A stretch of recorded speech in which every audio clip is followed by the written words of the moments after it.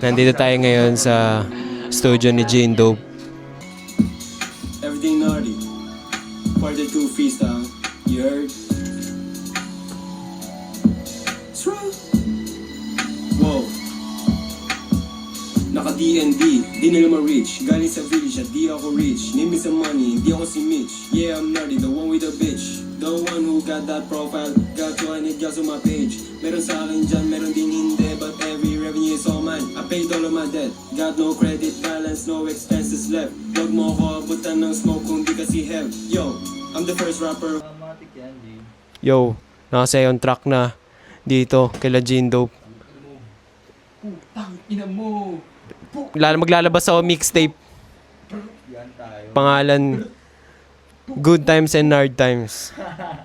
Wala na ako mapangalan sa mixtape. Ang hirap pala magpangalan ng mixtape, tol. Bago yung mixtape, tang ina kung ano lang yung nasa isip mo. Wala nga eh. Wala nga akong maisip eh. Good times. And hard. Oo, tol. Hard times. Good and hard times kasi yung naisip ko. Di gawin natin, Isa yan. di ba? Ganun lang. Labag. Pang third track na tayo. Third track na tayo dito sa studio ni Gene Dope. Recording tayo in 3, 2, 1. Recording. Dala lang kaya. Dito si si Shua, nandito si Shua. Diba? Yeah. Hapkasapat, hapakusok ang kamamatay. Usok ipuga sa hangin at pinasa pakaliwa. Kinadibasag, alak na kay sa atay. Magdamag kang wasak kang malalaman sino matatag. So plano ko mag-drop ng mixtape ng next week or next 2 weeks. Di natin alam. Kailangan ko lang maglabas ng, alam mo yun, decent amount ng mga kanta. Diba? Para may sound trip tayo.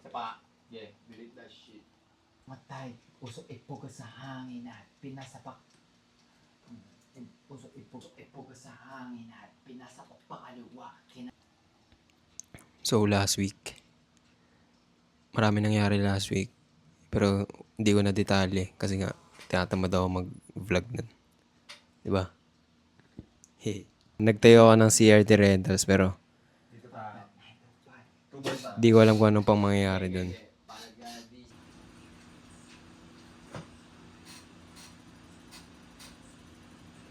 Okay. Tayo mo dyan. Yan. Sino matat... Anak lagay mo sa cup. Anak lagay mo sa cup. Pasa mo, wey. Tapos, play na agad. Isa, dama mo yan. Alasing ko na, awad pa ng anim.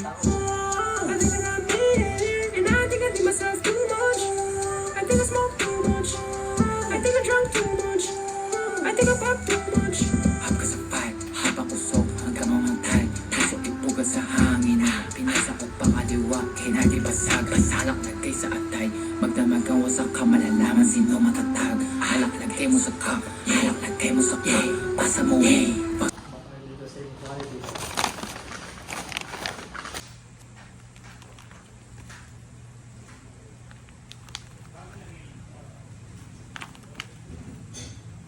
Yo, we're back. It's freaking Saturday, April 25, 9:36 p.m.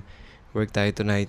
So last week, nagtayo ako ng CRT TV rental business. Well, I don't expect na makakuha ko ng pera doon sa business na yun. So like, parang mako-complete niya lang talaga yung whole aesthetic ng Nardi VHS. So, isa sa mga natutunan ko last week, dapat hindi ka matakot sa rejection at dapat hindi ka takot mapahiya. Kasi last week, nakapag-close ako ng deal at na-upscale ko siya sa VHS videography. Ang pinang-front ko lang is yung CRT TV rental business. Nung nangyari yun, naisip ko na ang daming possibilities kapag hindi ka takot mapahiya, hindi ka takot mag-fail. It can turn out good. Even though sa utak mo, iniisip niya, it can turn out bad. Ngayong Saturday, work mode kasi we got bills to pay. Isa rin sa mga naisip ko kada nagsasalita ako sa phone, kada kinakausap ko ng sarili ko, mas nakikilala ko yung sarili ko and mas nakikita ko yung mga mali ko, yung mga ginagawa ko palagi na hindi ko alam na ginagawa ko pala. Tapos, mas nagiging confident. Mas kaya ko na mag-articulate ng mga words coming from my mind simula nung ginawa ko tong mga mini vlogs na to. Isa din sa na-realize ko, kapag vinidyo mo yung sarili mo, makikita mo rin kung gaano ka kawak na tao eh. So like, wala kang choice kundi mag-level up. Kasi alam mong may sa'yo eh. Kasi binivideoan mo sarili mo, alam mo na minsan hindi tama yung ginagawa mo. So like, mache-check mo yung sarili mo. So yung iba, na naisip ko lang din na yung iba kapag nag-hate sila ng mga taong nasa social media, minsan kasi hindi rin nila nakikita yung sarili nila kasi di naman nila binivideoan yung sarili nila eh. So paano nila makikita kung paano sila gumalaw, paano sila mag-acting, paano sila mag-react sa mga bagay-bagay.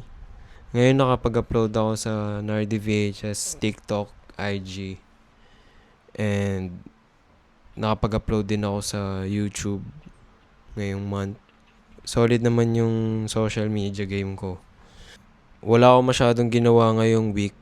Puro family time, health time, school, tsaka music lang. Magdadrop ako mixtape sa May para may sound trip ako. Isa rin sa mga na-realize ko na kadalasan ng mga kapag tinatamad kang mag-show up, doon pa yung mga malulupit na may mga nagaganap eh. Same thing dun sa gig ko dun sa Yes Please. Kasi pagod na ako, ito turn down ko na sana. Same din dun sa TRV Rentals. Dapat din ako mag-show up dun sa bazaar.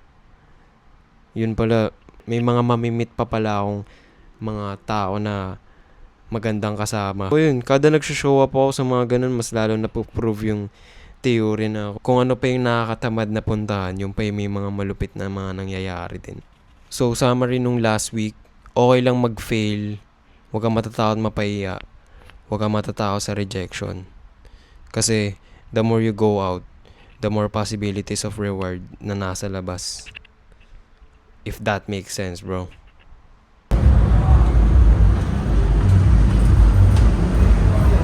First gig done, bro. Dito tayo sa Bando. Bando again. Shoot tayo music video ng ibang tao tapos interview ng tao.